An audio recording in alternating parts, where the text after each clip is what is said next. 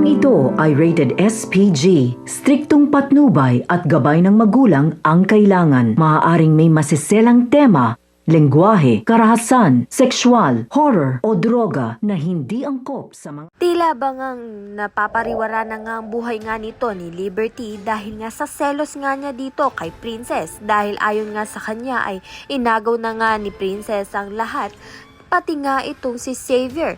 At ang buhay nga na para sa kanya ay ibinigay nga ni Divina para kay Princess. Ngunit ipinaliwanag nga ni Divina na kaya niya nga ginagawa yun para nga malayo nga ang loob nga nito ni Princess sa tunay niya nga ina na si Charlene. Samantalang ang buong akala nga nito ni Charlene ang tunay niyang anak ay ito ngang si Liberty. Kaya naman nga't hindi niya nga matanggap na ito ngang si Liberty ay pinipili nga palagi ito ngang si Divina. Kaya naman nga't sinugod niya nga ito at pilit niya ngang kinukuha itong si Liberty.